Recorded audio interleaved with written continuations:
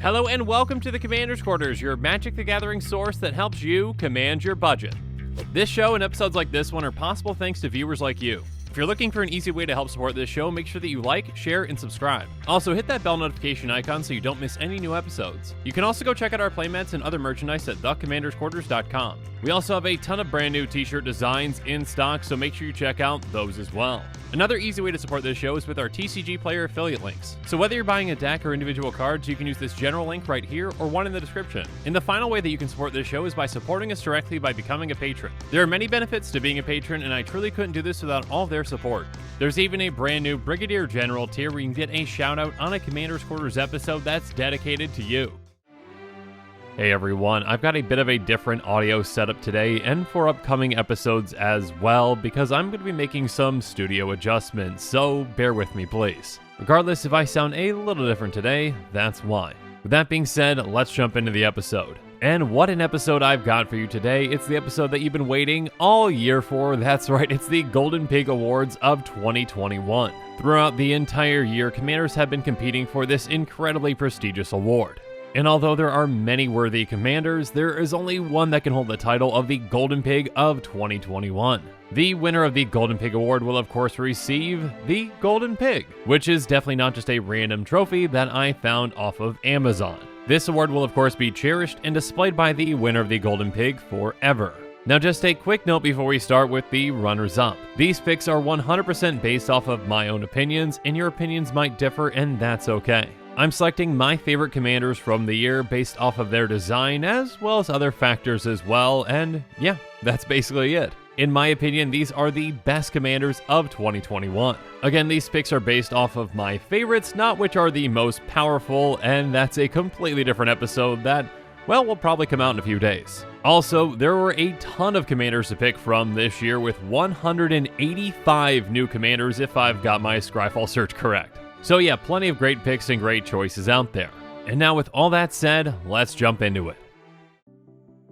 And coming in at 10th place for the Golden Pig Award of 2021, we've got Tovolar Dire Overlord / Tovolar the Midnight Scourge. That's right, Tovolar has made it into the Golden Pig Awards of 2021, being the very first, well, legitimate Werewolf Commander. Sorry, Ulrich of the Krallen Horde, you are pretty bad. Anyways, on the front side again, we've got Tovolar Dire Overlord, a 3/3 human werewolf for 1 red-green. He has, whenever a wolf or werewolf you control deals combat damage to a player, draw a card. At the beginning of your upkeep, if you control 3 or more wolves and or werewolves, it becomes night, then transform any number of human werewolves you control. And of course, he's got Daybound, and then when we get to night on the backside, we've got Tovolar the Midnight Scourge. It's a 4/4 werewolf that has that exact same text. Whenever a wolf or werewolf you control deals combat damage to a player, draw a card, but it also has pay X red-green. Target wolf or werewolf you control gets +X/+0 and gains trample until end of turn, and of course it's got Nightbound. So yeah, Tovolar was most definitely the werewolf commander that many werewolf fans out there were waiting for. Again, sorry Ulrich. But yeah, Tovolar is a very powerful werewolf commander, giving you access to a ton of card advantage with that first part, and that's on the front and as well as the back too, so you don't lose that card advantage when this flips. On top of that, of course, the front side of the card gives you an easy way to flip in a werewolf tribal deck, just requiring you to have basically 3 wolves or werewolves in play.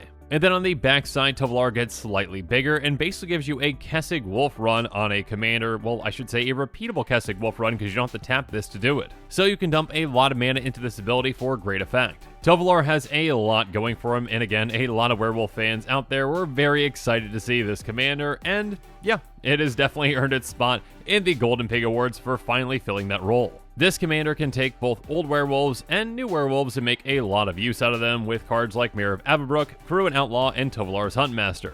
Each of them have a decent human side, but when they flip to the backside, they are much more impactful, and again, Tovolar can help flip each of them. For example, Howlpack Alpha is a 3/3 werewolf that has other werewolf and wolf creatures you control get ++1. At the beginning of your end step, put a 2/2 green wolf creature token onto the battlefield. So this is a great anthem for your creatures, as well as a way to make more and more wolf tokens. And then Terror of Crone Pass is a 3/3 with double strike that says each werewolf you control can't be blocked except by 2 or more creatures. So this is a heavy hitter in itself, and on top of that, again, it helps your creatures get through, which helps you draw even more cards with your commander. And then Tovolar's Pack Leader is a 7/7 werewolf, and when it enters the battlefield or attacks, you get 2/2 green wolf creature tokens. On top of that, by paying 2 green, another target wolf or werewolf you control fights target creature you don't control. So this can not only help you make an army, but it can also help get rid of your opponent's creatures as well and help your creatures get through. And of course, outside of werewolves, we've got some wolves that can help us out as well with cards like Nightpack Ambusher, Hollowhenge Overlord, and Emerwolf. Nightpack Ambusher is a 4/4 wolf with flash that says other wolves and werewolves you control get +1/+1 at the beginning of your end step if you didn't cast a spell this turn, create a 2/2 green wolf creature token. So this is an anthem effect on a creature with flash, so it can be a great combat trick, and it can be also a great way to make some more and more tokens. Speaking of which, Hollowhenge Overlord is absolutely absurd, a 4/4 with flash for 4 green.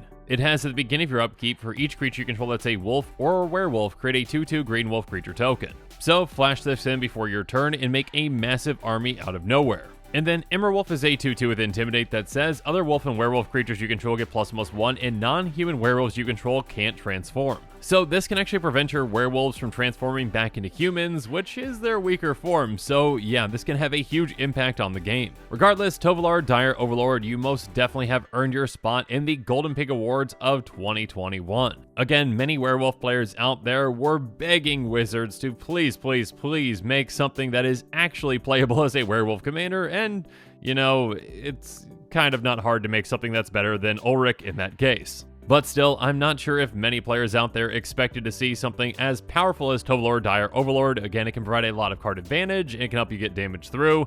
Yeah, just a really well-designed commander that can also help you flip your werewolves too. So again, Tovolar, congratulations for placing 10th. But now it's time for us to move away from our 10th place finisher and on to number 9.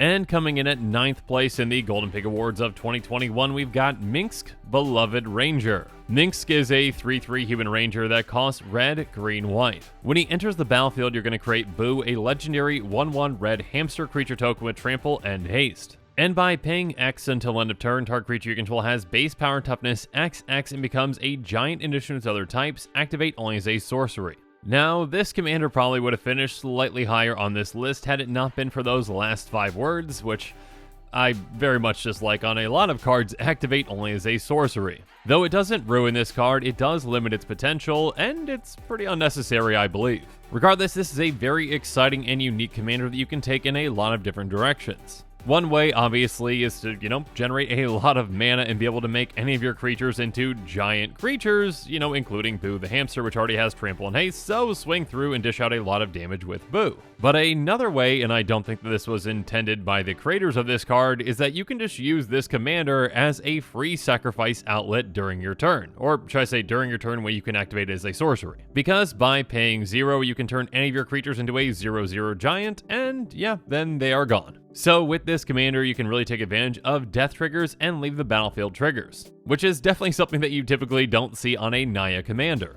So you can really utilize cards like Seed Guide Ash, Doom Traveler, and Gutter Grime. Seed Guide Ash is a 4/4 Treefolk Druid that has, when it's put into a graveyard from play, you may search your library for up to 3 forest cards, put them into play tapped if you do shuffle your library. So yeah, a creature that you can sacrifice with your commander to ramp you by 3, that sounds really powerful, especially if you've got ways to get it back and do it again, and again, and again. Or even just a simple 1-drop like Doom Traveler can be very impactful. It has, when it dies, create a 1/1 white spirit creature token with flying. So again, if you've got other ways to benefit off of your creatures dying, you can get multiple triggers with Doom Traveler and other cards that actually make tokens on death. And speaking of making tokens on death, Gutter Grime says, whenever a non-token creature you control dies, put a slime counter on Gutter Grime, then put a green ooze creature token onto the battlefield with this creature's power and toughness are each equal to the number of slime counters on Gutter Grime. So the more and more non-token creatures that you sacrifice, the more counters get on this, and the bigger those oozes get that you're getting from this. We can also get a ton of card advantage out of something like Fecundity, which says whenever a creature dies, that creature's controller may draw a card.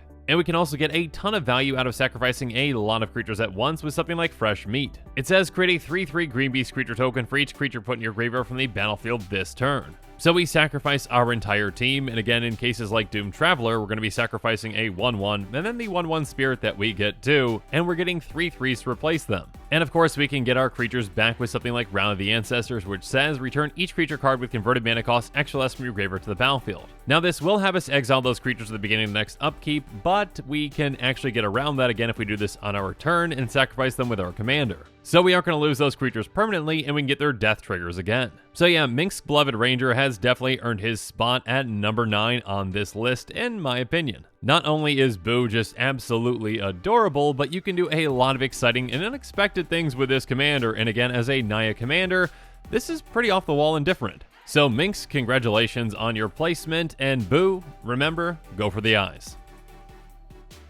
But now it's time for us to move away from the Ranger and his adorable hamster and on to number 8. And coming in at 8th place, we've got yet another very flavorful commander with Gaium Masterchef. Gaium is a 5/3 Troll Warlock with Trample that costs 2 black-green. He has, at the beginning of your end step, create a number of food tokens equal to the number of non-token creatures you had enter the battlefield under your control this turn. And by paying 1, we can sacrifice a food and target creature gains indestructible until end of turn, and we tap it. So again, first off, this commander is just again very flavorful in that it's making food essentially for all your creatures. Now it does take some prep time to make all that food. Again, you get those tokens at the end of your turn, but building up more and more food tokens can be very beneficial with this commander that allows you to sacrifice them to give a creature indestructible, and it taps it, which could be an upside or a downside. So this commander gives you the ability to easily protect a lot of your most important pieces, including itself, or to actually take your opponent's creatures out of combat. If you need to swig through on a player, but they've got a tough creature in play, well, just sacrifice a food and, essentially feed it to that creature,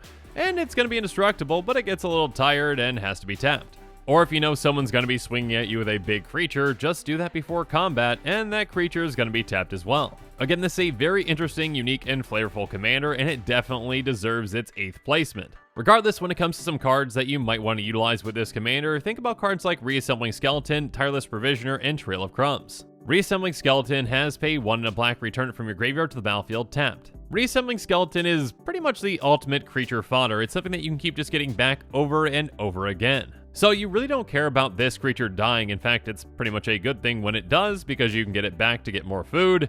And yeah, utilize that food in other ways, again protecting your more important creatures or tapping your opponent's creatures down. And of course, your commander doesn't just have to utilize the food that it makes, you can make food in other ways with things like Tireless Provisioner. It has landfall. Whenever land enters the battlefield under your control, create a food token or a treasure token. Again, since you're in green, you've got plenty of ways to ramp with lands, so get more and more lands into play and get more food into play for your commander. Speaking of which, there's Trail of Crumbs, which has, when it enters the battlefield, create a food token, and on top of that, whenever you sacrifice a food, you may pay 1.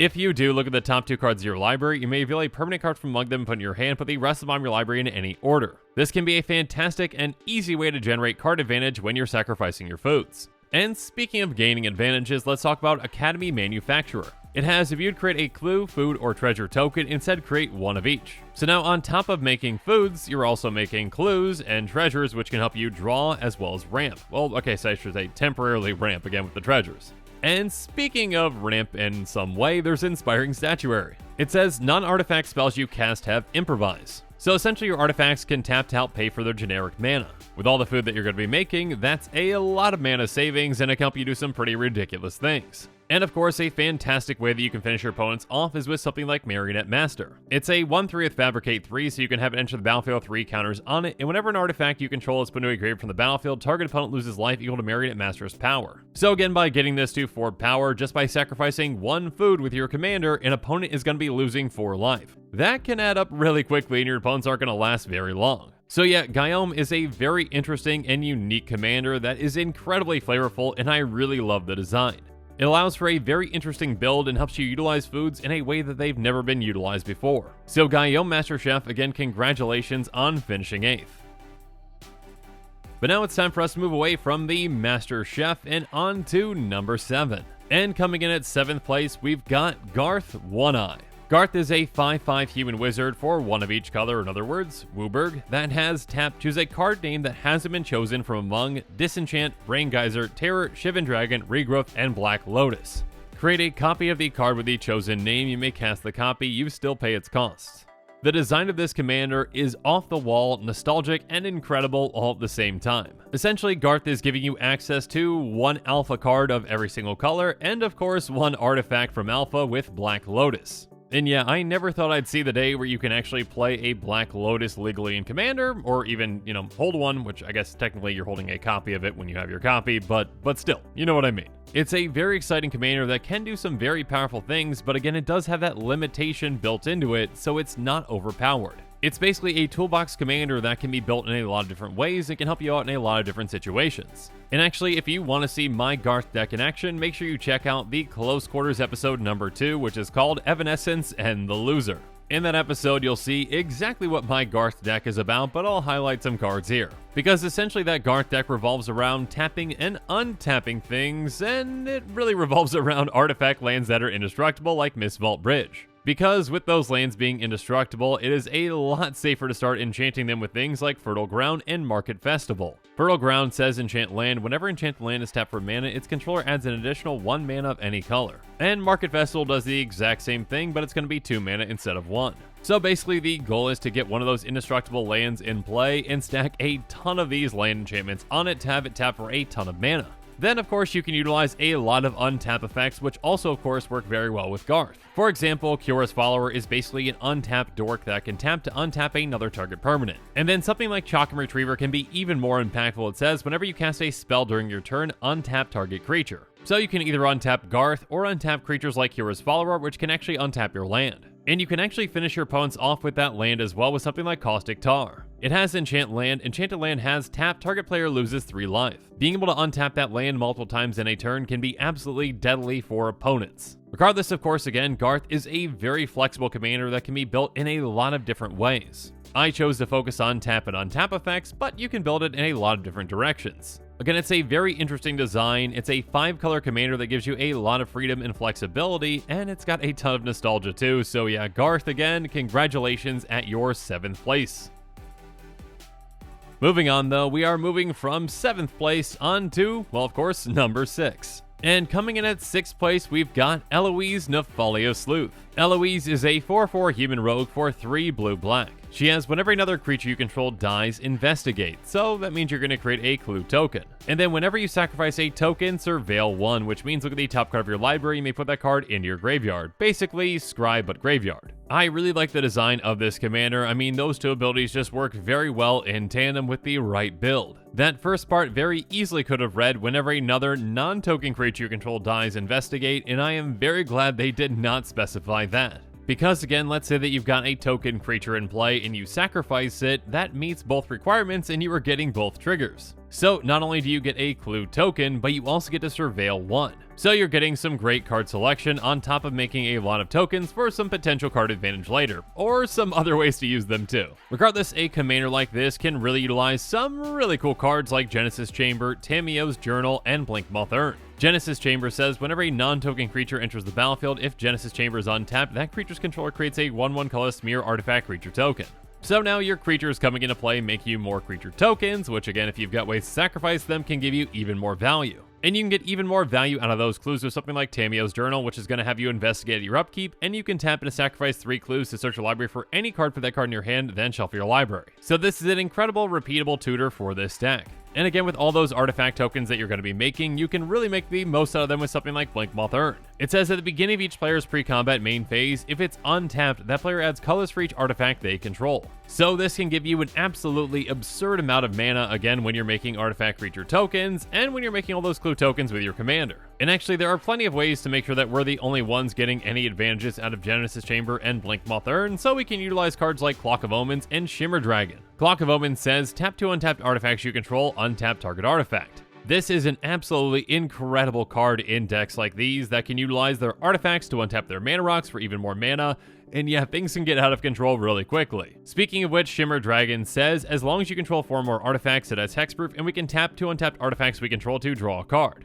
This is very easily going to have hexproof most of the time, and yeah, it can be a fantastic card advantage engine for us. And speaking of an engine, well, an engine in some ways, there's March of the Machines. It says each non-creature artifact is an artifact with power and toughness each equal to its mana cost. This actually by itself goes infinite with Eloise as long as you just have 1 clue in play to start. Because this essentially turns your clues into creature tokens with power, toughness 0/0, so they just die, and then you get a trigger, so you investigate again, getting another clue, which is a 0/0, and then that dies, and then etc, etc, etc. So if you've got some sort of a payoff in play like a Blood Artist, you win. So if you want to go in that direction, include something like March of the Machines in that build. Combos aside, again, Eloise is a fantastically designed commander, and again, I am just very glad that they did not hamper it in ways that they did not have to. It can lead to a very interesting and unique build for artifacts, and it's a very exciting commander in my opinion, and that's why it finished at number 6. So again, congratulations to Eloise Nephalia Sleuth and her amazing card design. But now it's time for us to move away from the bottom 5 and onto the top 5 of our list, and of course next up then would be number 5.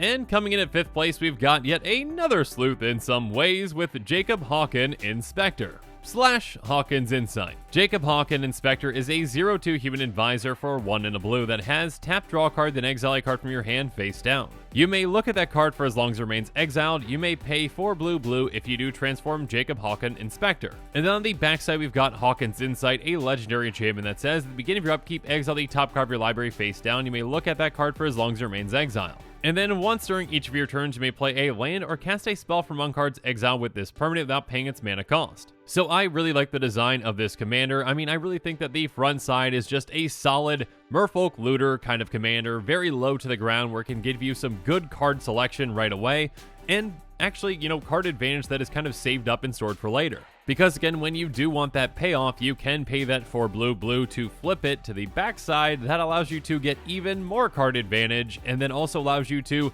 more importantly, cast some giant spells for free. So again, early on it has that low to the ground value add, and then later on it has that big finisher potential. So you can utilize cards that can untap Jacob Hawkins with cards like Vizier of Tumbling Sands in Retreat to Coral Helm. Vizier of Tumbling Sands has tap, untap another target permanent, and Retreat to Coral Helm has a landfall trigger. Whenever a land enters the battlefield under your control, you can choose to tap or untap target creature. So again, you can utilize your commander's tap ability for even more card selection, and again, more card advantage in the future. And speaking of card advantage, there's Teferi's Ageless Insight, which is an incredible card with this commander. It says, if you would draw a card except for the first thing you draw on each of your draw steps, draw 2 cards instead. So now when you activate your commander, you are drawing 2 and exiling 1 from your hand. So you just straight up get card advantage now, and again, extra card advantage later by exiling that card in your hand that you can get access to again later. Which again might just be a massive card like a Tidespout Tyrant, a Sphinx of the Second Sun, or a Mnemonic Deluge. Tidespout Tyrant is a great finisher. It's a 5/5 with flying that says whenever you cast a spell, return target permanent to its owner's hand. So if you've got a lot of low to the ground spells, you can start bouncing things left and right. And then Sphinx of the Second Sun gives you even more value. It says at the beginning of your post-combat main phase, you get an additional beginning phase after this phase. Basically, you're getting that upkeep trigger twice, so you get access to even more cards. And of course, a card like Mnemonic Deluge can be a great finisher in this kind of a deck. It's going to exile target, insert a sorcery card from a graveyard, and you copy that card 3 times. So if you've got a massive spell in your graveyard, now you get 3 copies of it, and you can take over the game pretty easily from there.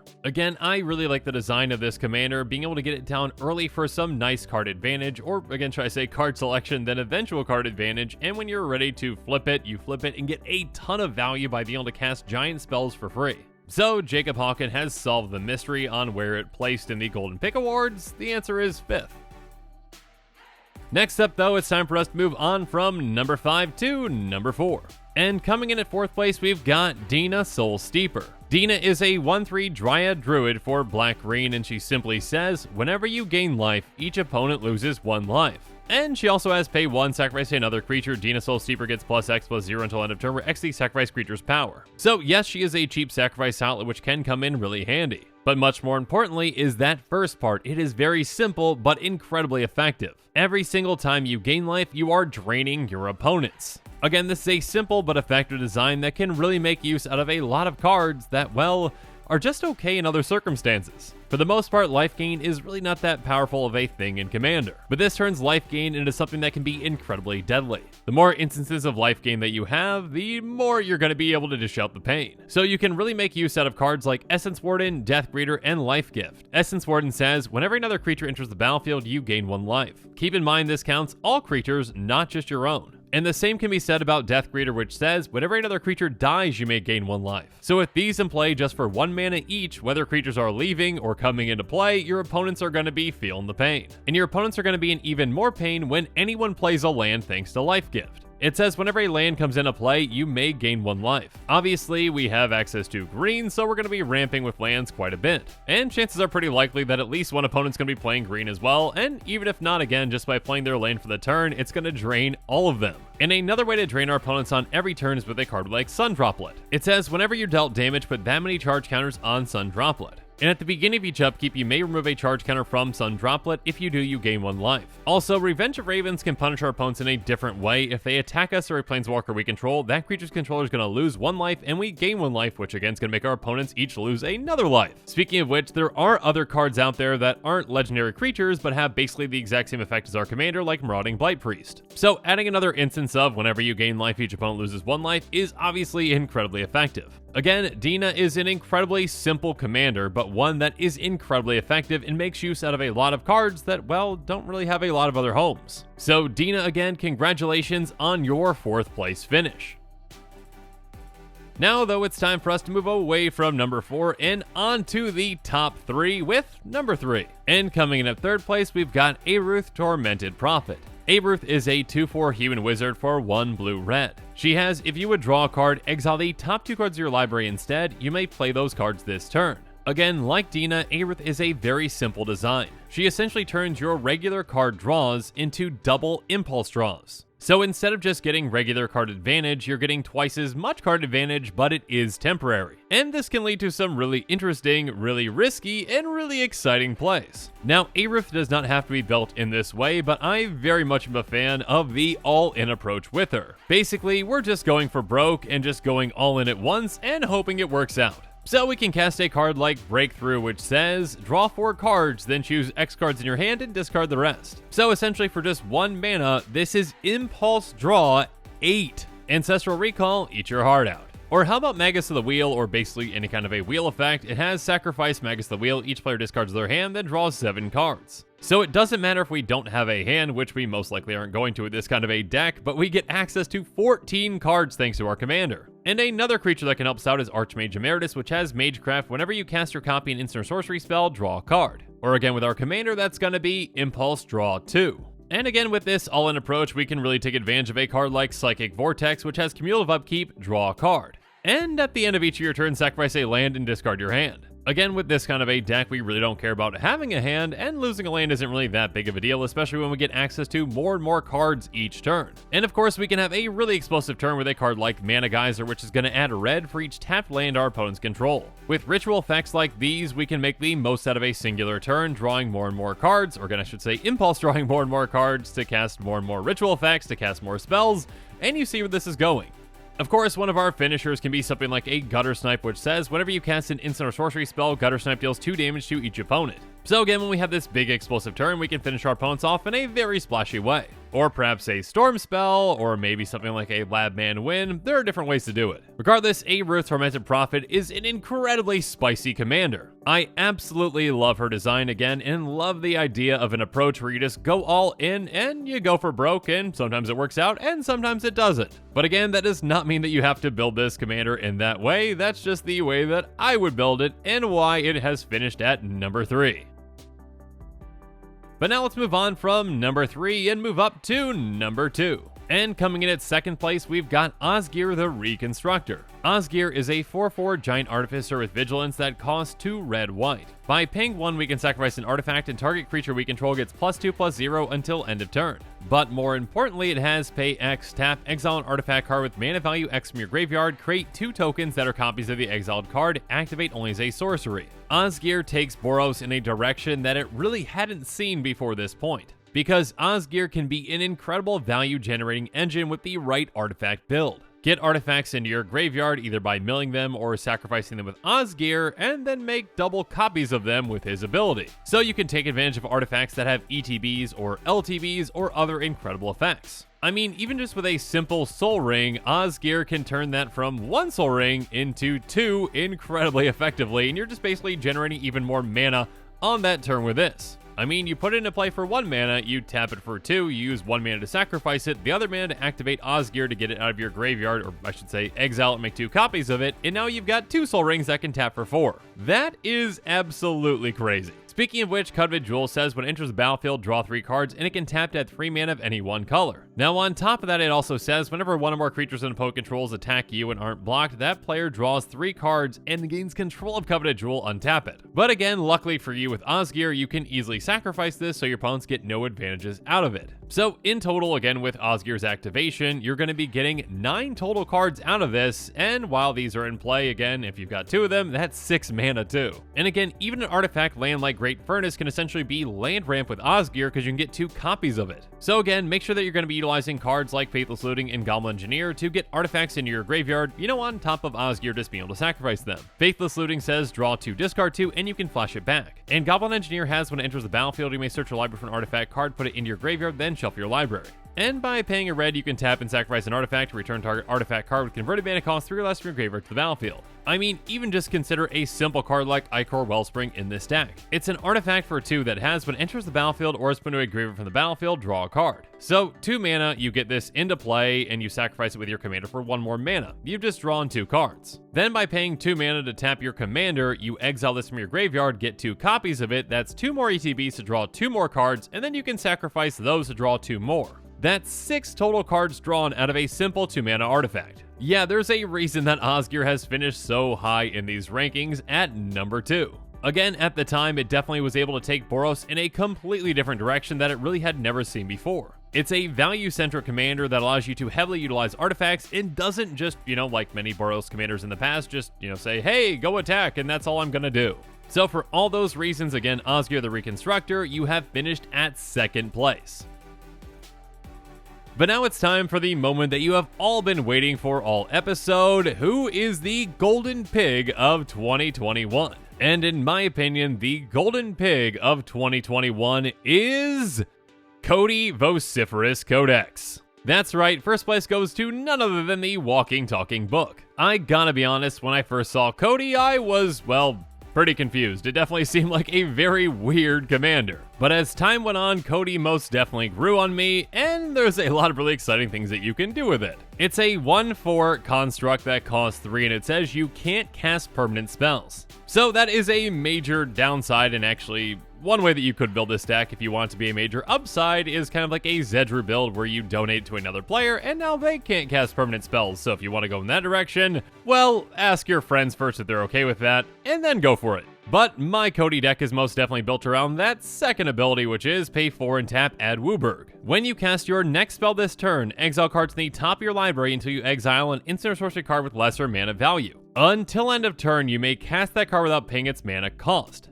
Put each other card exiled this way on the bottom of your library in a random order. Now with a Cody deck, you can definitely build a Spellslinger type of deck where you are, hey, just gonna tap this, activate, use Wooburg, and then, cast some big spells to then kind of cascade off the top of your library for another spell that is slightly smaller, and then cast that as well for a lot of value. But the way that I built it, you can actually see in action on Close Quarters number 6, which is called Getting Swallow and Mitch Has Worms. And okay, to find out what exactly that title means, make sure you check out the episode, because there's a story there. Regardless, that deck is basically built around Cody being able to give you access to a certain particular card essentially every single time. And my Cody deck is completely built around the card Inevitable Betrayal. It's a sorcery that has absolutely no mana cost, but it has to spend 3 for 1 blue. It says search target opponent's library for a creature card and put that card onto the battlefield under your control, then that player shuffles. So this is basically a bribery that you can't just cast, but you have to suspend it, unless you're playing a Cody deck that is built around just casting this over and over again,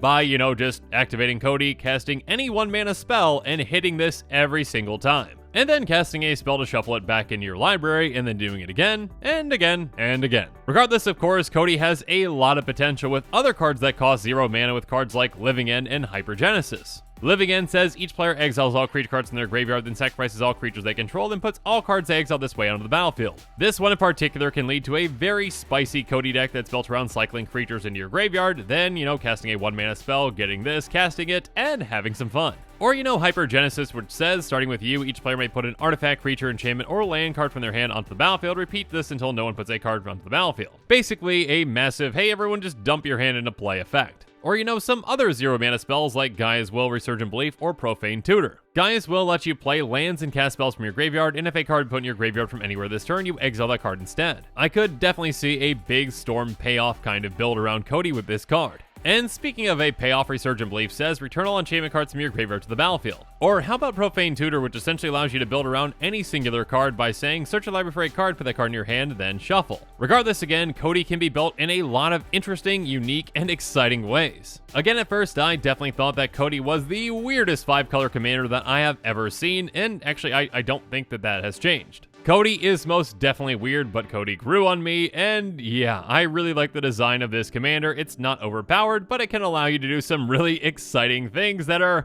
well, pretty off the wall and basically what other commanders can't ever allow you to do. So again, Cody, the walking, talking book, congratulations on winning the Golden Pig Award.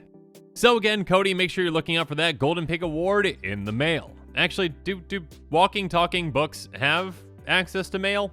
I don't know. Regardless, I'll just ship it to Strixhaven and put Cody on it and see what happens. Again, a big thank you out there to all the commanders that competed for this prestigious award. Unfortunately though, there could only be one winner. But luckily, or should I say unluckily for the other commanders that were not mentioned in this award, there is another award that is up for grabs with the Golden Toilet of 2021. So make sure you're on the lookout for that episode to see who will win that not so prestigious award. But until then, as always, thanks again and have a good one.